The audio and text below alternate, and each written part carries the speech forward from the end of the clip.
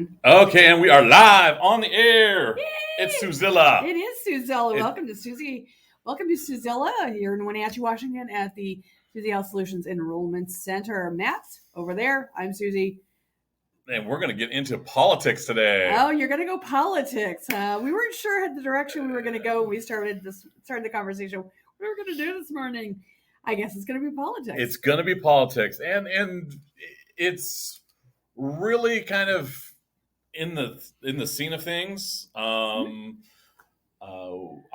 I've seen, comments on, oh, you should stay in your lane. Why are restaurants posting all these political signs? What about these gay pride things? Well, okay. One of the things that triggered some of these folks was the most recent Texas shooting, and Matthew McConaughey, whose hometown it was yes, stood up and spoke about it on a political platform, which yay on him.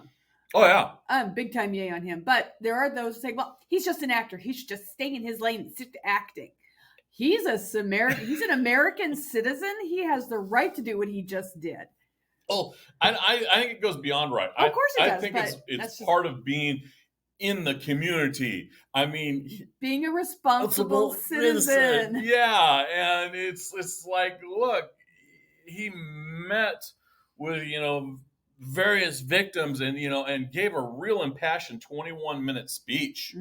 About how horrible in the green Converse with the heart drawn on them, and that is really yeah, that made me cry just a little bit. It's a tough one. It is. That's a hard one. All of these school shootings are hard on me because we have a school-age kid. Yes, however, and this is a big however, and I had to point this out to Nick the other day. Washington State has made a lot of strides in protection. That's true, and Washington's been very. I don't know if we've been fortunate or if we've just been properly proactive. But we haven't had any mass shootings, I guess, since 2019. Since 2019, the last time we had anyone encroach a school was 2014. Yeah. No, that's not a long period of time.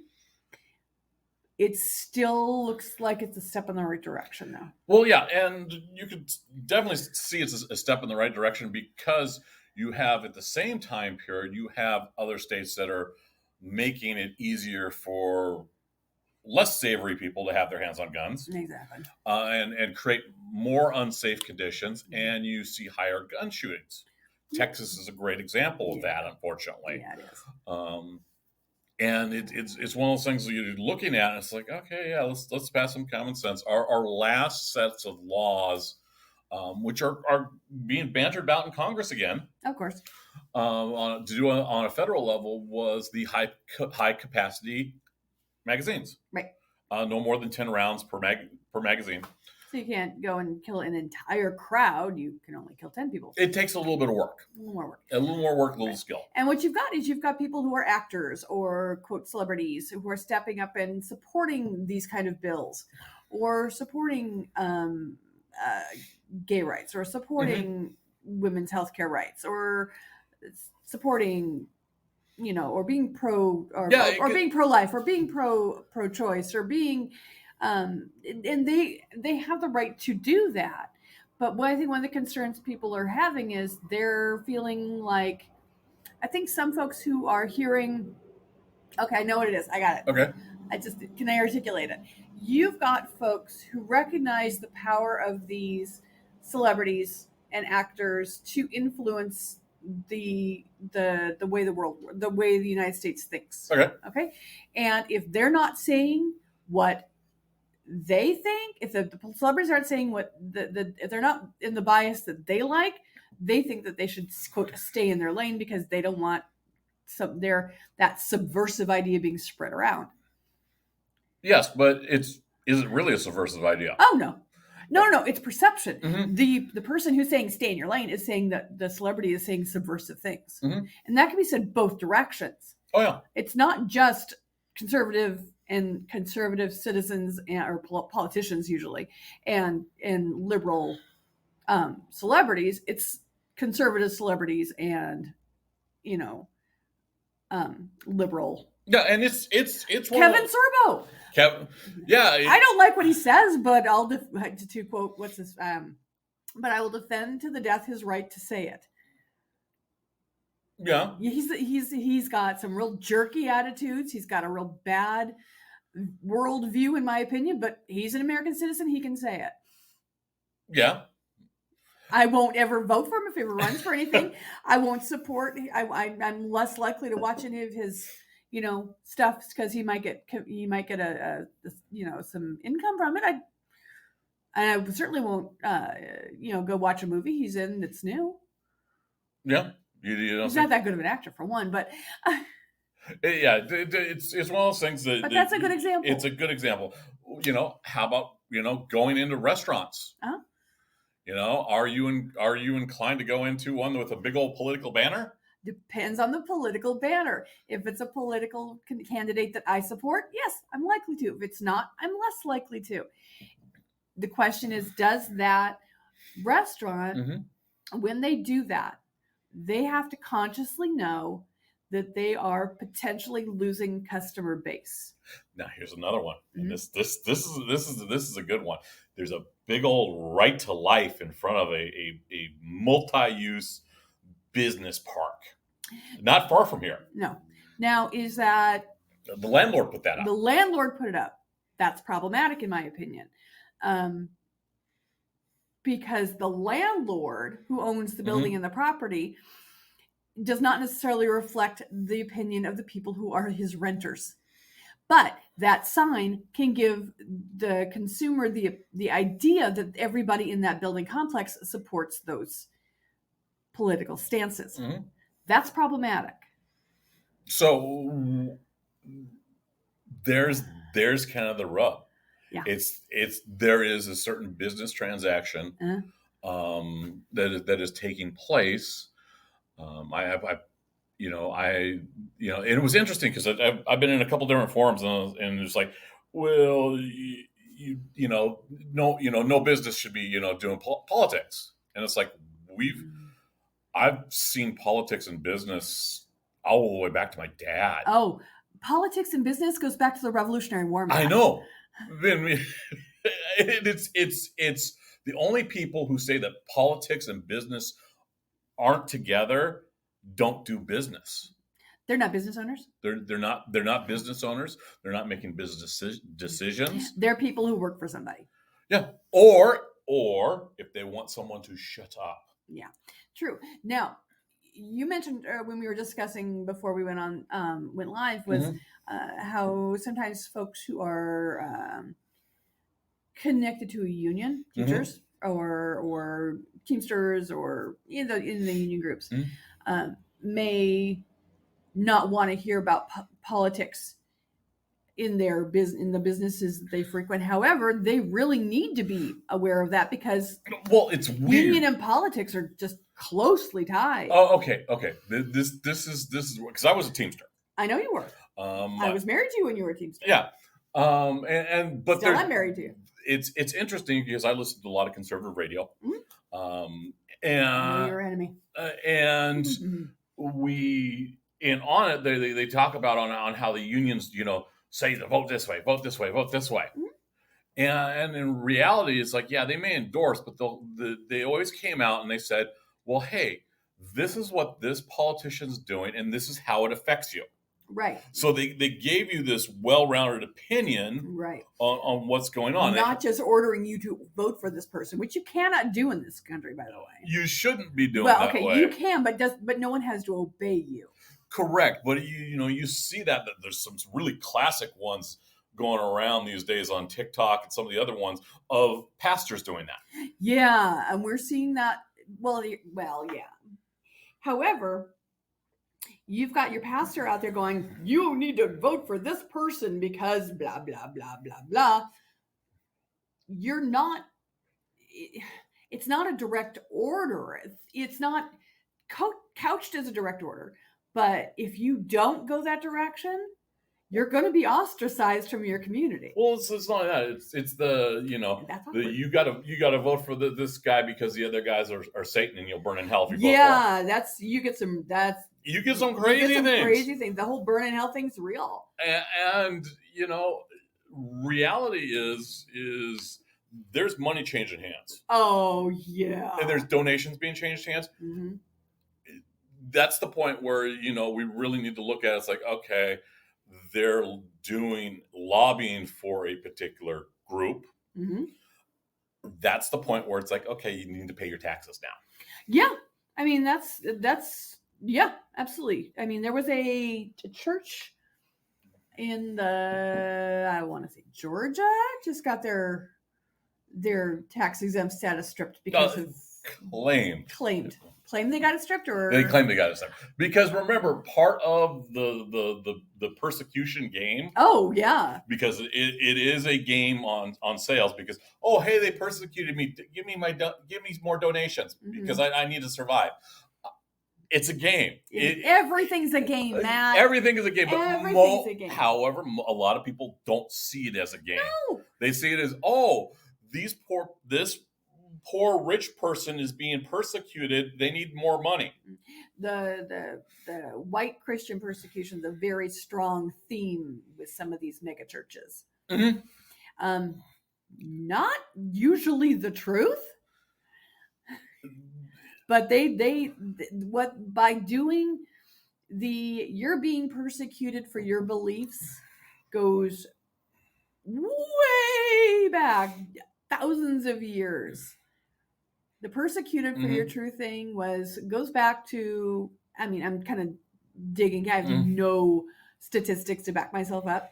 But if you go back to when the biblical stories of Jesus and how he was persecuted, well, the Christians have always been persecuted. Problem is they're not so much these days. They haven't been for how many hundreds of years? They took control. They're doing the persecuting. Oh, and we have seen. Okay, hello, Crusades.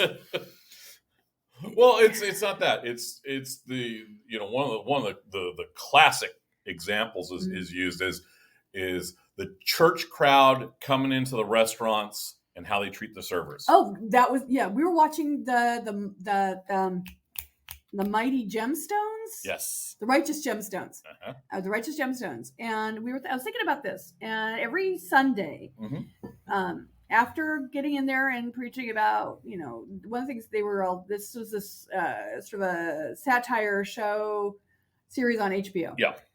Really good. Take a look at it. It's awesome. And this family group, big group, every Sunday go to a restaurant, have their little with a private room, and eat. And we're talking 12, 15 people in a private service situation. And it occurred to me, it's like, hey, hold on a second. These guys are preaching, keep the Sabbath holy, and yet they expect people to serve them. Yes. And I thought, hold on a second here. Isn't that hypocritic? Shouldn't they just go home and make themselves a sandwich and contemplate their world, their place in the universe? But they don't. They go and they expect to be served a meal because. Okay. First of all, they're at the rock star level. Oh, big time! These cats were major rock star level. You're doing performance. These were Jimmy Tammy Faye level people. Yeah, and when you're doing performance, you get energy from the crowd, and you need to come down from that. And food's a good source of that. I can't tell you how many times I have gone out to a meal after a performance. It's what you do. Mm-hmm. You stroll into Applebee's covered in ugly makeup and bad hair, and because you just had a performance, and it's frillin' awesome. Yeah. And you load up on mozzarella sticks, and you have a beer, and you just woohoo. And so you've got to come down. And so unless you had a group that was reserved and staying home to prep meals and stuff. yeah, your choice is dining out. Mm-hmm. I grew up in the whole Methodist and that. And what you got with the Methodist church situation, or a Mhm. lot of the smaller churches, is you've got a big potluck. Exactly. You're not. It usually your families would prep the night before and bring the food for after the church service. So no one's serving, you're serving yourself, and everyone's contributing as a community. Yeah, it's a communal. That's a much more positive tack. They don't have, they're not expecting a waitress to abuse. Yeah, but I'm talking if you go onto like the waiter and waitresses, the private groups, they will comment on the after church crowd and how horrible they get treated from. They get mean, and it's and they tip poorly. Mm-hmm. They do. So why? Why? Yes. Why is that group so difficult? When they shouldn't be, they're out there and they're judging the servers who should have been in church and not be working on a Sunday because, Sundays should be kept holy. Well, yeah, they're also the Karens who will come and pound on you, and you will come and gripe because the pharmacy's not open on Sunday, or because their favorite ice cream store is not open on Sunday, because they have the day off because they're keeping it holy, but heaven forbid somebody else keep it holy. It's a privilege thing. It is a privilege thing. And that's all I got for those folks. But those are the same type of folks that will use the privilege to have other people shut up. Uh-huh. And that's really important is having discussions. I grew up literally with a Democrat mother and a Republican father, and we talk politics. Yep. And because it's important in our business, I remember hanging out with a realtor group. Yeah. The local building association. I did that for about a year or so, and they found it absolutely abhorrent to talk politics. I think the theory behind that in that situation was that politics can be so divisive that it would. The theory was, okay, the old school thought is at the dinner table you never talk religion or politics, right? Same theory was going on there, and it's because you're dealing with that generation that the. Oh no, these were young, early 20s, okay, so the all the way up, to the 70s. Maybe they were just not trying to create. They were trying to create a community that doesn't have a natural division of politics. And well, here's some of the interesting things. Is one of the conversations I had, because we did topics, and I believe one of the conversations was flood insurance. Yes.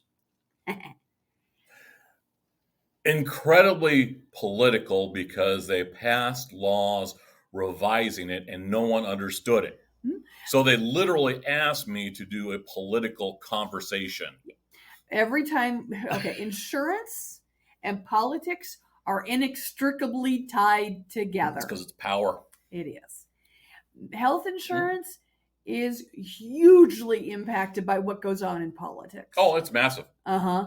And flood insurance is a national product. It's a federal standardized product. It's driven by politics. And almost everything in the financial sector. If someone says, "Hey, keep the government out of healthcare," they really have zero understanding of how healthcare works. Oh my gosh! If we keep the government out of healthcare, we'll have no regulations, and it'll all be just a free for all, and it'll be a serious case of. Well, the amusing ones is the ones that were screaming the loudest. We're on Medicare. Oh yeah, and that's so hilarious because Medicare is a federally subsidized program. Yeah, you can actually paid for it by your taxes. Paid for you by your taxes, and you look at it, and there's a fund. Yep. A big fund. Big fund. And quite nicely, because of how well the economy's done this last year, the CBO, extended out the when it's empty. When will Social Security go dead? Yes, because they put more money in it this year than took out. Yeah, they gave us an extra year. Yeah, and that's really important is to really note that, because that's something that's not being talked about. Yep. On how good the economy is, because it's starting to fund, Social Security and Medicare. Exactly. And with the right now, we've got more people we've got the baby boomers turning 65. It's a very large population.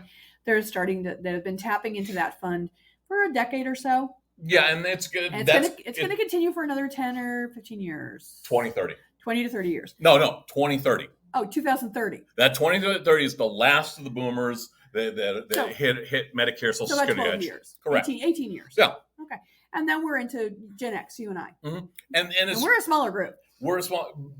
And it's important for you, when you roll into and have someone advise you, that they know what's going on. Yeah. And that they can communicate it to you to say, hey, this is what's going on.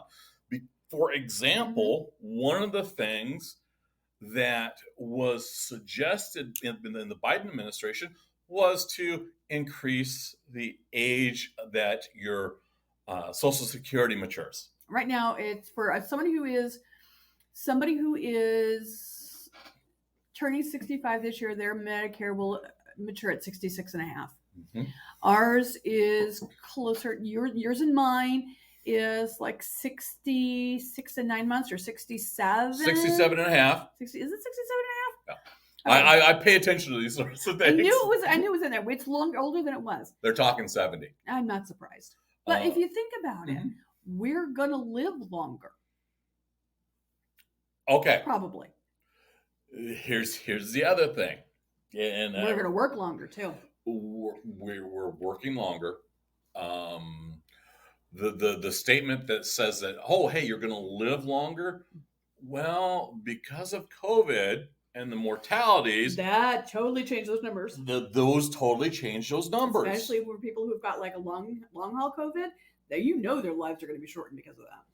And because it's political and no one wants to talk about it, that's one of those hidden things out there. And that's why Matt keeps. Okay, to be fair, this is his hobby. It's his hobby to keep track on stuff like that.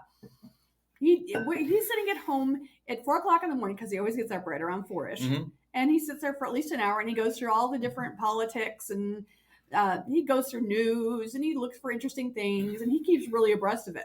I get up in the morning about an hour and a half later and say, what's new in the world? And he fills me in. And I rely on him, because he's smart and he has a bias that I like. No, he's not unbiased. He has a bias I like NPR. Yeah, it's weird. I'm pretty honest about my bias. My bias is my customers first. Right, and he has changed his bias since I met him. Yeah. And it's the application of how things are. Yes. And that's very important. And we've got people from all sides of the political spectrum. Oh, every edge. I mean, to the point where they come back around and meet on the other side level. Yeah, and and I say we cover the 80%. No, yeah. And really, because the 10% on either side are either not going to use insurance because they don't believe in it, or B, think it's a government plot. Again, come back around the loop. So that's the end point of those other two sides. Yeah.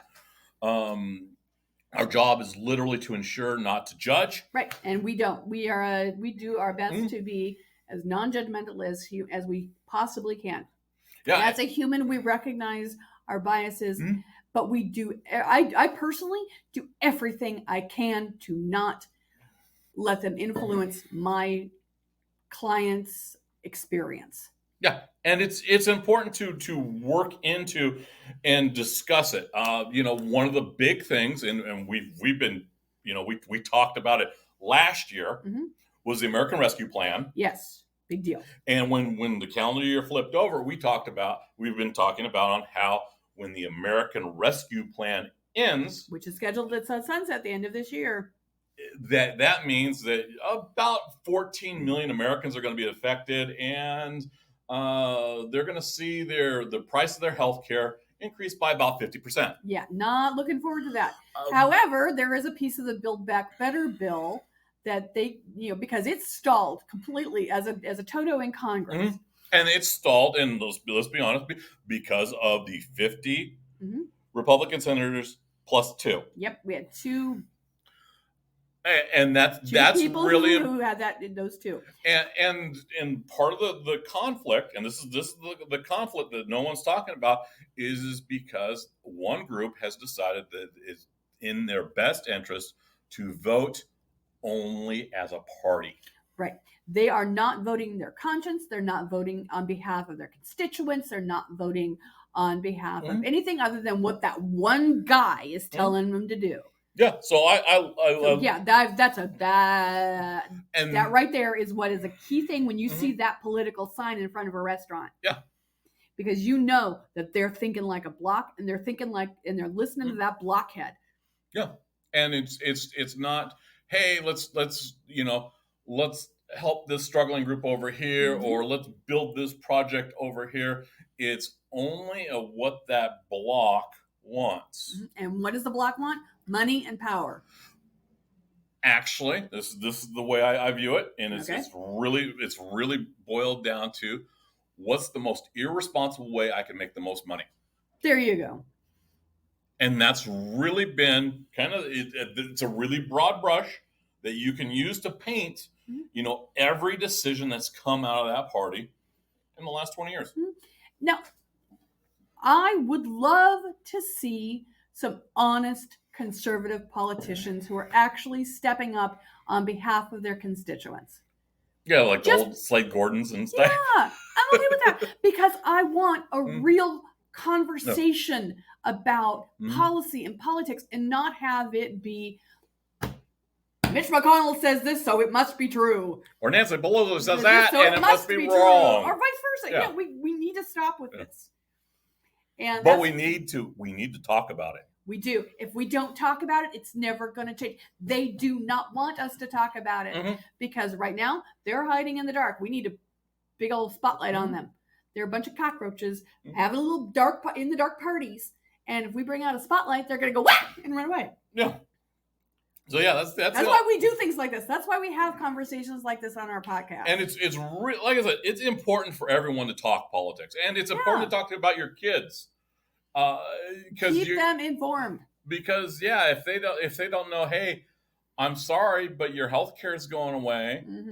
Oh, by the way, we love you. Don't break your ankle. Yeah. Don't you dare climb that tree. And it's important. You can shield them for some of those decisions growing up. But, there's a point where they're going to start catching on. It's like, Santa Claus isn't real. Why are you giving me this bulletproof backpack? And that's some, some important messaging. Why are we, flying to Cancun 3 times a year to get your teeth worked on? Exactly. And they little people are brilliant at spotting hypocrisy.